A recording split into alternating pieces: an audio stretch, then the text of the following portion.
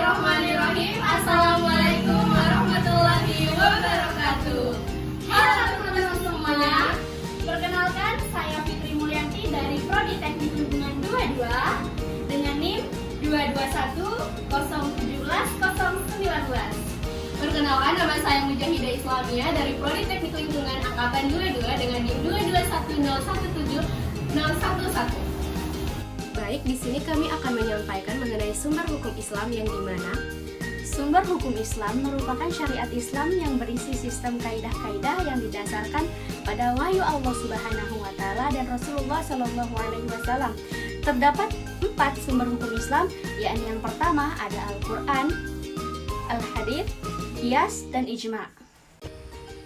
Sumber hukum yang pertama di dalam Islam yakni hukum-hukum yang terkandung di dalam Al-Quran. Al-Quran sebagai petunjuk hidup secara umum mengandung 3 ajaran pokok, yakni yang pertama yang berhubungan dengan akidah keimanan, yang membicarakan tentang hal-hal yang wajib, yakni seperti masalah tauhid, masalah kenabian, mengenai kitabnya, malaikat, hari akhir, dan lain sebagainya yang berhubungan dengan doktrin akidah.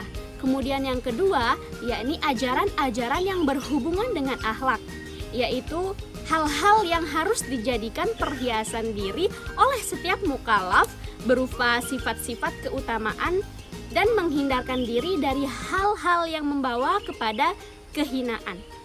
Kemudian yang ketiga, hukum-hukum amaliyah, yakni ketentuan-ketentuan yang berhubungan dengan amal, perbuatan mukallaf. Dari hukum amaliyah inilah timbul dan berkembangnya ilmu. Hukum amaliyah dalam Al-Quran terdiri dari 2 cabang, yakni yang pertama hukum ibadah yang mengatur hubungan manusia dengan Allah, dan hukum muamalat yang mengatur hubungan manusia dengan sesamanya. Kemudian sumber hukum Islam yang kedua di dalam Islam yakni sunnah dan al-hadits. Sunnah atau al-hadits dari segi sanad atau periwayatannya dalam kajian usul fiqh dibagi menjadi 2 macam, yakni hadis mutawatir dan hadis ahad. Hadis mutawatir ialah hadis yang diriwayatkan dari Rasulullah oleh sekelompok perawi yang menurut kebiasaan individu-individunya jauh dari kemungkinan berbohong. Karena banyaknya jumlah mereka dan diketahui sifat masing-masing mereka yang jujur serta berjauhan tempat antara yang satu dengan yang lain.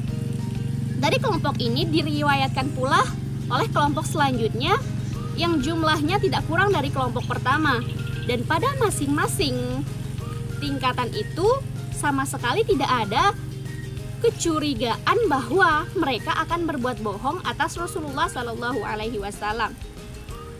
Contohnya sunnah iliyah atau perbuatan tentang perincian cara melakukan sholat, perincian haji, dan lain-lainnya yang merupakan syiar agama Islam secara berturut-turut diwarisi dari satu generasi ke generasi berikutnya sehingga sampai kepada kita. Sunnah iliyah seperti ini telah diterima oleh sekelompok sahabat dari Rasulullah Shallallahu alaihi wasallam, kemudian diwarisi pula oleh generasi berikutnya sehingga sampai pada masa kita sekarang ini.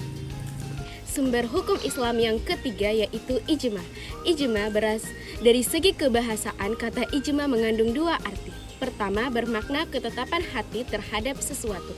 Kedua, ijma bermakna kesepakatan terhadap sesuatu. Adapun ijma dalam pengertian terminologi adalah kesepakatan semua ulama mujahid muslim dalam satu masa tertentu setelah wafatnya Rasulullah Shallallahu alaihi wasallam yang berkaitan dengan hukum-hukum syara.